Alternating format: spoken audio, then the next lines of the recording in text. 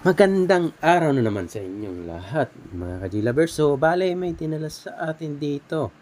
So, isa itong power supply. So, ginagamit ito sa pagkarwa. So, sa pangsabon daw yata to, sabi niya. So, bali dalawa to. Ito yung gagawa natin ng video. Sabi nito, bigla na lang daw to nawala ng power. So, aalamin natin yan. So, tinignan ko ng spec nito, 12 volts, tapos 10 ampere yung power supply na to. So, try nga natin. So, tinignan ko muna yung input niya na pagkakabitan natin, yung L at N, line at neutral. Tapos, titest tayo kung meron ba siyang output.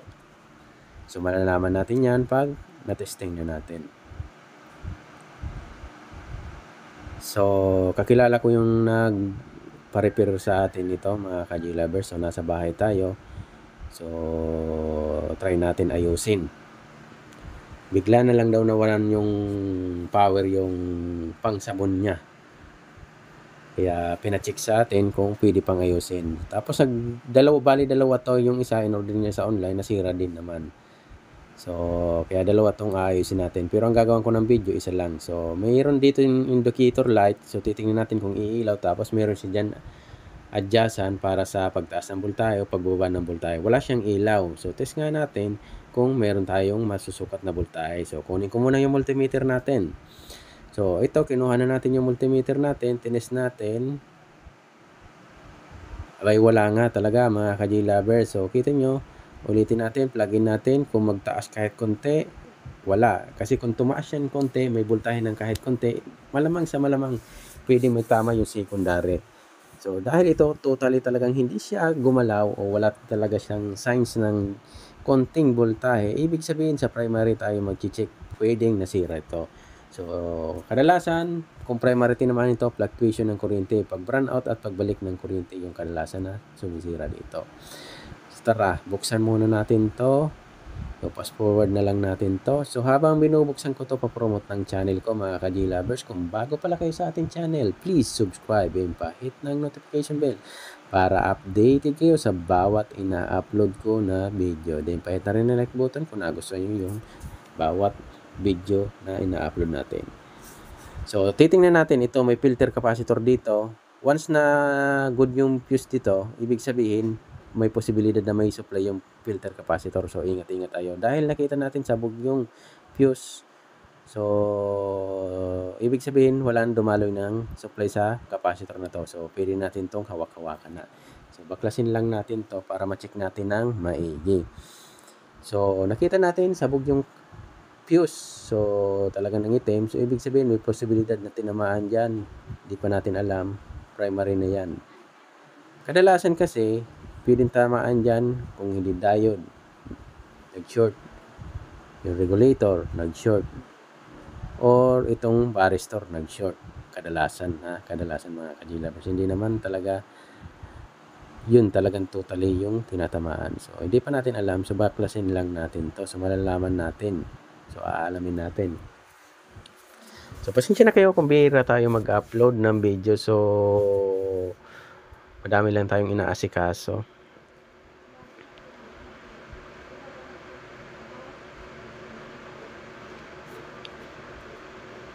Yan. Okay. Tanggal na natin. So, talagang wala pa tong history ng repair. Kita nyo, binutas pa natin yung warranty seal dito sa nakadikit sa may diode. Diode dyan sa secondary na kasi yan. Yung MBR yata yung part number niyan. So, hindi lang ako nagkakamali. So, check tayo, mga ka-G-lovers. Una ko muna chine-check dito sa line. So, may dinaanan dito na varistor. So, check natin baka short. So, yung fuse, hindi na natin mati-check yan kasi putol na, sabog na. So, ito yung filter capacitor. Wala na talaga siyang voltahe. Wala na siyang voltahe kasi hindi naman talaga dumaloy yung voltahe dito dahil open yung fuse. So, chinik pa rin natin. Yan. Diba? Wala. So, pag hindi open yung fuse, ingat kayo dito sa capacitor ba kasi may tirang voltage. Tatamaan kayo niyan. Delikado niyan. So, masisyak kayo niyan. So, tinis natin yung varistor, yung kulay blue. Yan. Parang wala naman, hindi naman short Yan, parang hindi short. So, ibig sabihin, wala dito yung problema. Tapos, dadaan yan yung choke. Check natin yung diode. Set na natin to sa pag-test ng diode. So, magbubasir na lang to. Yan, shorted. Una, test, shorted. Nakuha natin. Pangalawang test, shorted. Pangatlo, OL, 0.5, good. 0.5. Balik na rin natin. Dapat OL to. Yan, balik na rin natin. Bakit meron yan OL? Dapat yan. So, ibig sabihin itong dalawa, yung shorted. Nakuha na natin yung problema. So, baklasin natin yung diode. Yan. Tapos, ito, check natin tong, yung regulator. Pwede kasing inabot tong regulator, mga ka-J-Lover. So, check natin nga. Hindi naman nag-buzzer, 0.6. Boo! So, ibig sabihin, may posibilidad din na hindi tinamaan o inabot tong regulator na to. So, tingnan natin kung anong part number ng regulator natin. So, tanggalin lang natin to, mga ka-J-Lovers. So, bali, check natin to, mga ka-J-Lovers. So, titingnan natin kung anong part number yung nakalagay dito. So, kadalasan, sa mga ganitong power supply, iisa lang yung mga ginagamit. So, magkakapareho lang. Bali, ito yung part number niya, yung KSE1 3007 high voltage switching mode application yan. So, bali ito yung niya, yung pin out base 1, tapos collector yun to, emitter yung 3. Tapos ito yung base to emitter. Tinitingnan ko yan. So, 1.2 volts DC to 1.5 yan. 1.6, 1.5. So, aalamin natin yan mamaya. So, magagamit natin yan. So, kailangan natin tingnan pa rin yung datasheet niyan. So, dahil transistor to, check natin yung yung pagka-transistor niya. So, okay. OL, dapat mayroon na to, 0.5. Dapat, dito, ugwa. Meron pala, hindi ugwa. Napabikol tayo. Good. So, good siya. Next naman, yung isa naman. So, dalawa yung i-check natin.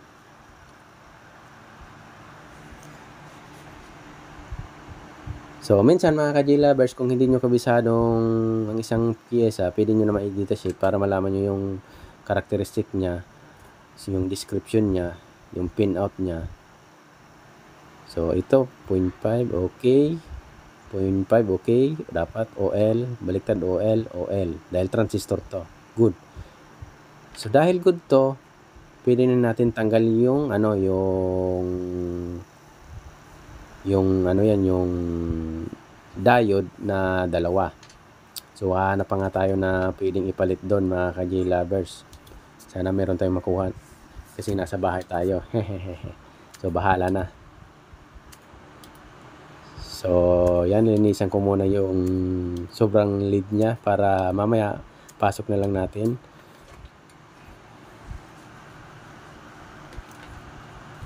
So, good yung transistor natin, yung regulator natin, yung switching transistor natin, good.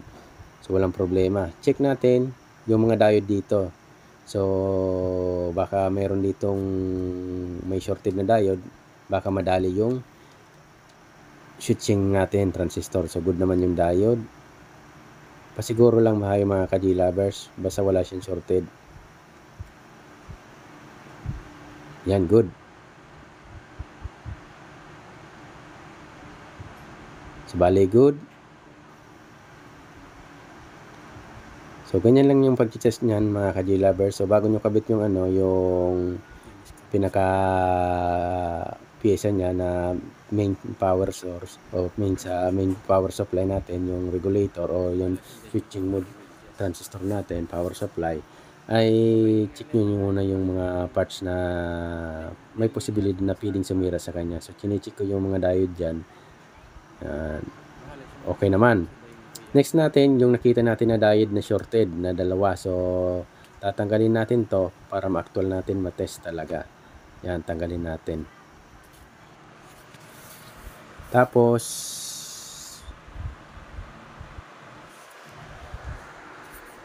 hahanap tayo ng pwedeng pampalit nito.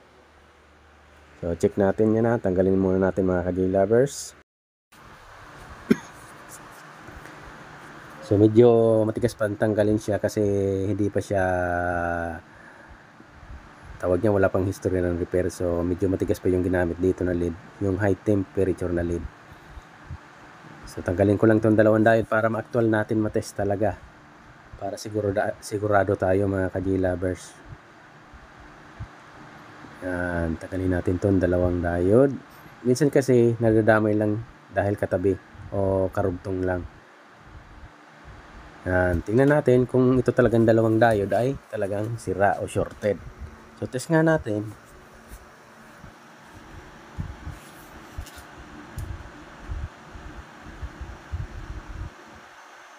Ayun.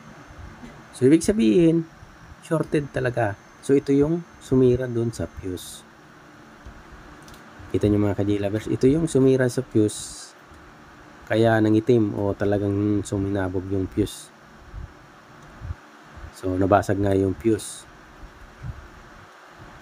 Yan, tanggalin na natin to. Hahanap pa tayo na pwedeng ipalit dito. So medyo mahirap-hirap kasi nasa bahay tayo. So bahala na. Okay, tabi lang natin yan. Nakuha na natin yung talagang salarin. Ito yung salarin kaya nawalan ng power. Tapos na-open yung fuse o nabasag yung fuse. So ito yung salarin.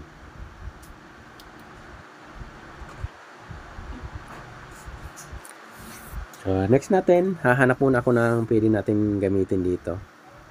So ito, nakakuha na ako ng pwedeng gamitin. So ito yung Savage na board. So donated board. So ito hindi ko na ginagamit to kasi tanggalan ko na lang to. So sabog-sabog na kasi yung board na to. So hindi naman nasira yung ano nito, yung diode. Yan. So pwede na natin gamitin tong diode na to. So tanggalin ko lang to mga ka-J-Lovers, tapos lagay natin dyan. So pwede na to.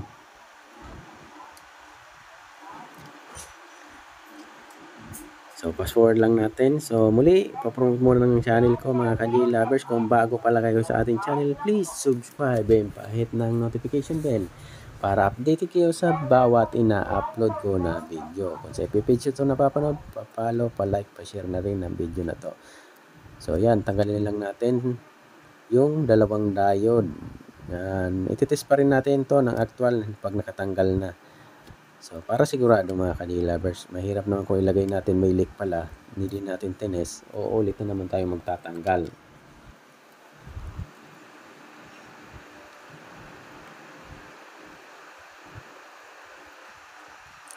Okay, natanggal na natin yung dalawang diode. So hindi na natin titingnan yung part number nito, basta sa primary to, so same lang sila. So pwede rin yung gamitin nga dyan yung 4007, yan, 0.5. Okay, balik rin natin, dapat OL na siya. Good. Yan, tabi na natin yung dalawang sira na yon. OL, balik rin natin, dapat 0.5. Good. Ibig sabihin, okay na itong diode, pwede na natin itong ikabit mamaya. So dito, lilinisan muna natin yung ano natin, yung paglalagyan kasi may mga telamsik na lead. So delikado yan. Yan, mag-short, delikado. So next natin, yung fuse naman ang tatanggalin natin. Yan, basag na yung fuse. So tinignan ko yung fuse, 3.15 yung nakasulat dito. Kung hindi ako nagkakamali, parang 3.15. So sakto naman, yung tinignan ko yung fuse dun sa may board na yon, 3.15 din. So hindi lang siya glass. So yung box na yon na kulay brown. So pwede na natin gamitin yung parehas din naman yan. So ayan mga ka-J-Lovers, nililinis ko lang, tinatanggal ko lang yung fuse para sa paglagay natin. So dahil iba yung design ng fuse na yon, so itong nakalagay dito na original ay glass, yung isa ay plastic na square. So gagawa na lang natin ng paraan. So tatap na lang natin siguro dito, lalagay na lang natin dito sa may bandang ibabaw kasi hindi aabot yung paa. O pwede naman lagyan natin ng paa. So Pero ang gagawin ko pala mga ka-J-lovers, doon ko na lang siguro sa likod. So nilinisan ko muna yung mga konting-konting carbon, inalis natin. Yan, dito ko na lang siguro sa likod, papaabot ko na lang yung paa niya para magamit ng maigi. So same lang sila na 3.15. So ganun din ilalagay natin, 3.15, 3, pwede rin. Yan, ito. Yan, 3.15. So, pwede na itong ilagay.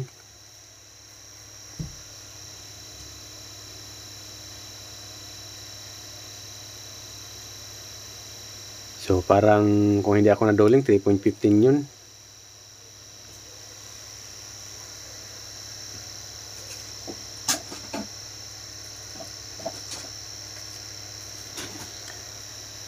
So, tanggalin lang natin siya mga ka-J-lovers.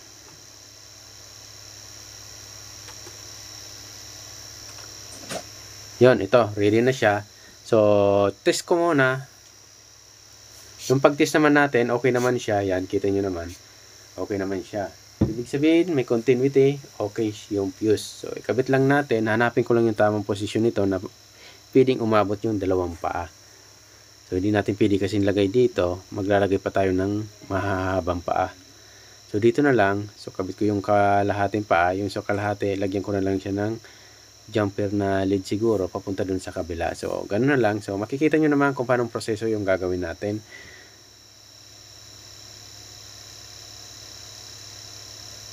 So, hindi abot. Dito na lang siguro mga ka-J-lovers. So, dito ko na lang sa may paanang lalagyan natin ng neutral or line. So, dyan na lang para mas malapit. So, dito saka dito. Yan o. Para mas malapit. Diba? So, kabit ko lang to. Dito medyo nahirapan tayo magkabit kasi medyo may konting hindi na dinidikitan yung paa ng fuse natin ng lead kasi katagalan na na-stack ko dyan. Nagkakaroon na siya ng corrosion yung paa. Pero okay naman. Hindi naman siya grabe. Pero may hirap lang talaga isulda. Pero nung nasulda ko na, okay naman. Diretso na. Naging okay na. Yan, kita nyo. Nahirapan ako magsulda. Yan, tanggal pa rin. So, pero nung dumikit na, naging okay naman. So, ginamit ko dito na pang jumper para maabot yung kabila ay yung lead na lang siguro para dagdag protection na rin kung in case na may problema, automatic cut off o putol agad. So, mas malambot din naman tong tong soldering lead. So, pagkatapos natin itong maikabit yung fuse, next natin doon tayo sa diode. So, nakacheck tayo ng dalawang sira na diode. Shorted yung problema niya. Hindi siya open kundi shorted. So, kaya pumutok yung fuse. So, kabit na rin natin yung dalawang diode dyan. So, dahil hindi rin naabot yung paa ng diode o pwede rin tayo maglalagay ng paa. So, pwede rin. Pero, dito ko na lang siguro sa likod. Prepare ko na lang sa likod. So, pinasok ko muna to. Trinay ko muna kung umabot. So, umabot naman siya sa butas. Kaya lang, hindi siya masoldahan kasi hindi lumagbas o hindi umabot dun sa dulo ng pagsusoldahan yung paa. So, hindi talaga umabot to. Tingnan nyo maigi. Hindi yan umabot to. Hindi natin masusolda. So, ang gagawin natin, sa likod na lang. Para abot na abot. So, pwede rin naman, lagyan nyo ng paa para sakto lang. So, ako dito ko na lang siguro siya ilalagay. Parehas din naman yan. Basta importante o mahalaga ay hindi nyo mabaliktad yung pagkalagay ng diode. Yung positioning. So, may guide naman yan. So, sundan nyo na lang yung guide.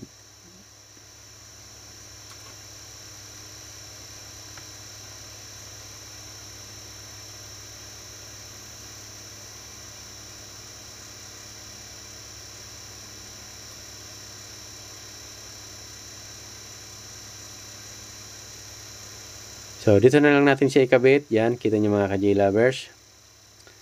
So, parehas ko na lang dito siya ikakabit sa likodan. So, ang mahalaga, sabi ko nga sa inyo, huwag nyo lang siyang baliktarin. Yan, okay. Pagkatapos natin itong makabit ay i-check natin.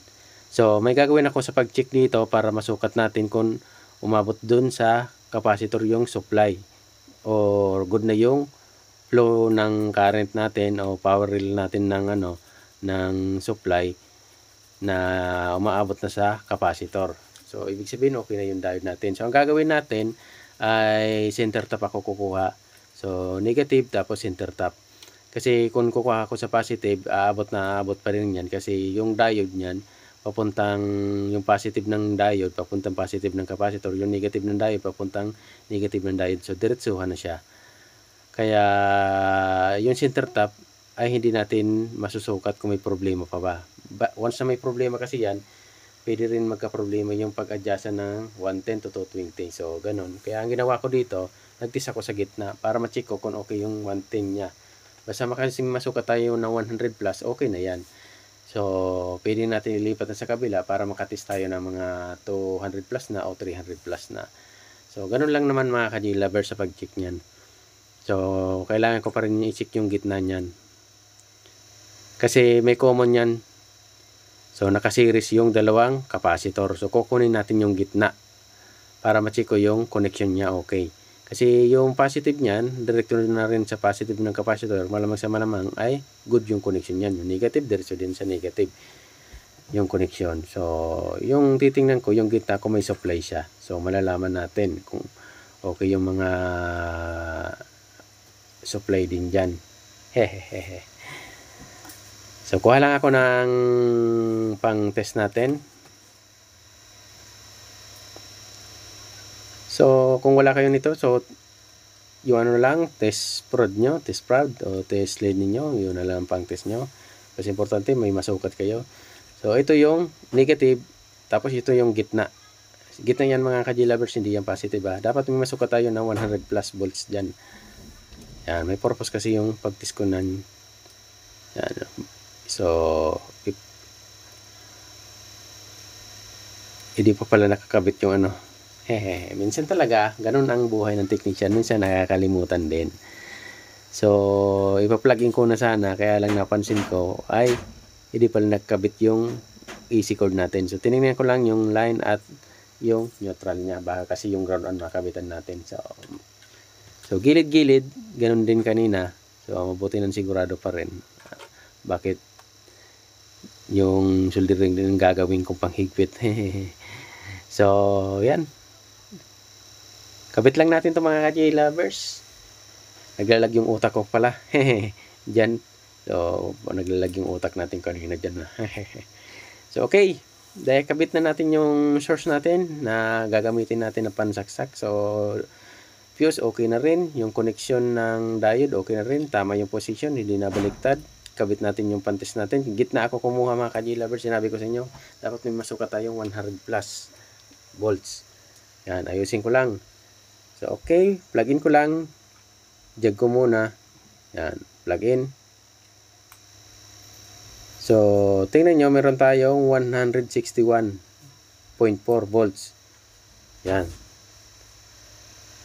Yan, tinanggal ko na siya. Yan, pababa na rin yan. Ingat kayo, baka mahawakan yung capacitor. Kasi kahit tanggalin nyo na yung plug, yung pagkasaksak, may tira pa rin yan. So, ito yung gitna niya. Tapos, yung positive ng capacitor, yun na rin yung positive. Masusukat natin dyan ay 300 volts na mga ka-G-Lovers. Yan, ito yan o. Tapos, so, aantayin ko sana siya mag-discharge. So, sabi ko, matatagalan pa ako. So, ipiting ko na lang. So, dito yung, nakatanggal na yung saksak natin. Diyan yung positive natin na may masukat tayong 200 plus o 300 plus. So, ipit ko lang siya. Hindi maipit Tapos, plug in natin ulit. So, kita nyo, taas pa rin yung tira niya, no? Kahit nakatanggal na yung pagkasaksak natin. No? 70 volts na lang, pababa na yan. So, plug in ko ulit siya mga ka-G-Lovers. Tingnan natin. Yan, 315 volts. Yan. Ibig sabihin, good na yung daloy ng supply natin, yung power source. So, umabot na ng capacitor. Check na tayo dito sa, sa kabitan ng switching regulator natin. Yun na yung sinasabi ko sa inyo na tinignan ko yung base at emitter. Kasi yun ang ititest ko mga ka-G-Lovers. Sabi daw dun sa datasheet, at least mayroon tayong masukat na 1.2 to 1.6. So, kahit magtaas ng konti, okay lang yan kasi wala pang load na output output na. Napagkamalan ko pang amplifier. To, wala pang switching regulator o switching transistor natin yan. 1.2 sakto. So tama yun nakalagay sa datasheet. 1.2 ito umabot ng 2. So okay lang yan, habol pa yan. Wala pa kasing transistor. So 1.2 sa kabila ay 2. So okay lang yan. So next natin, ikakabit natin ito mga ka-G-Lover. Siyempre, papa-discharge ko muna to. So balikan natin to pag na-discharge na. Kasi ingat-ingat din tayo dyan sa paghawak ng ano. Kita nyo 315 pantira. So papa-discharge ko muna tong capacitor. Tapos kabit natin ha. Yung switching na transistor natin.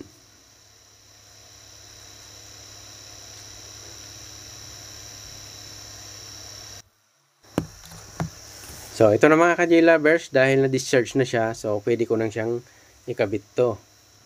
Yan. So tandaan nyo mga ka-J-Lovers, dahil kanina wala tayong nilagay na ganito, may tira yung capacitor. So matagal yan matanggal kasi medyo mataas din yung capacity ng capacitor. Kaya medyo matagal bago ma-discharge. So pwede nyo na i-force na i-discharge. So ako hinintay ko na lang siyang ma-discharge. Kasi nasa bahay lang naman ako. Okay lang yung hintayin.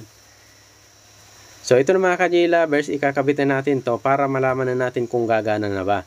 Kung yun lang ba talaga yung sira, yung diode na yun at yung fuse na yun. So kabit lang natin to, tapos titingnan natin yung supply.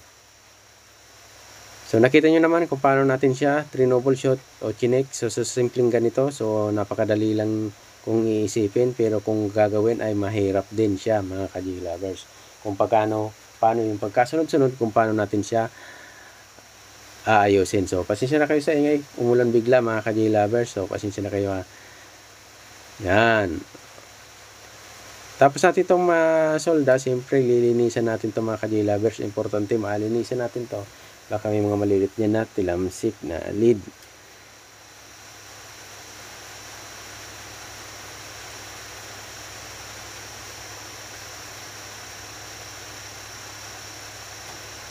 Yan. Sinakto ko lang kasi yung taas, yung pagkaangat ng transistor natin kasi hindi umabot yung gitna. So sinakto ko lang na umabot siya. Okay, linis. Tapos check tayo mga ka-J-Lovers kung okay na ba yung nito, yung power supply natin, yung power rail natin. So tingnan natin kung umabot na ba sa secondary, kung mayroon na ba siyang supply na 12 volts. So calibrate na rin natin to kung gumana siya mga ka-J-Lovers syempre. So at least 12.5 okay na yan. May load naman siya, magdadrop pa yan. So okay na yung 12.5 siguro pag napagana natin. So try nga natin. Yan, nilinisan ko lang. Testing tayo, tapos kabit natin yung multimeter natin. So linisan natin dito, baka may mga liit na tilamsik. Okay, kabit natin yung multimeter natin mga ka-J-Lovers. So ito na yung sutik ng gagamitin natin kasi meron na siyang test rod na nakalagay. So hindi na yung isa. Yan. Okay. So ito pala ang multimeter ko, napagtripan ko mga ka-J-Lovers. Tingnan nyo maigi. Inoff ko, di ba? Pansinin nyo yung multimeter ko kung ano yung pagbabago diyan. Basta pinagtripan ko lang yan. Kasi napapagod na rin akong copy pindot. Pag nagtitest kasi ako sa bandang lalo na kung inaabot ng sinag ng araw o maliwanag masyado, hindi ko yung makita yung display. Kaya kailangan ko talaga siyang pailawin. Kaya pinagtripan ko yung multimeter ko. Yan, pag ganoon mo, automatic na siya nailaw. Yan. Na hindi na ko kailangan pumindot sa hold. Kasi ilang minuto lang mag-off na naman siya. Yan, kahit dito pindutin mo, hindi na siya mag-off. Pero na-hold mo pa rin siya. Yan, off. Yan, pag inon natin, automatic yung iilaw. So bali tinanggal ko lang yata yan yung 100K dyan, tapos naglagay ko ng 100K para matrigger yung transistor. So okay, balik tayo dito sa inaayos ko. So plug in natin, ginag ko muna, so pitik lang o umilaw, may 12.1.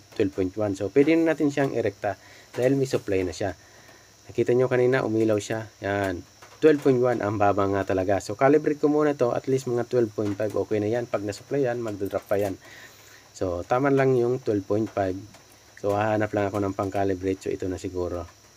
So, plug-in ko lang, tapos calibrate natin. So, okay na to. Sana meron na naman kayong natutunan sa bawat tutorial natin na to. So, sa pag-repair natin na to, sana meron naman natutunan, lalo na yung mga baguhan na tulad ko, meron na naman kayong natutunan kung paano ayusin. Kasi baka makaranas kayo nito, may magpayo sa iyo ng mayroon ng carwash na nawala rin ng power. So, ito yung problema power supply kung paano ayusin. So, at least meron kayong idea. Yan, 12.5, 12.6, okay na to mga ka-G-Lover. Yan. 12.4 pwede na rin, pero 12.5 ko para saktuhan lang. Okay na yan mga ka-G-Lovers. Thank you sa lagi nyong panonood. So, basta masasabi ko lang, maging creative lang kayo at magtiyaga. So, makukuha din nyo yan. So, maraming salamat. Thank you very much.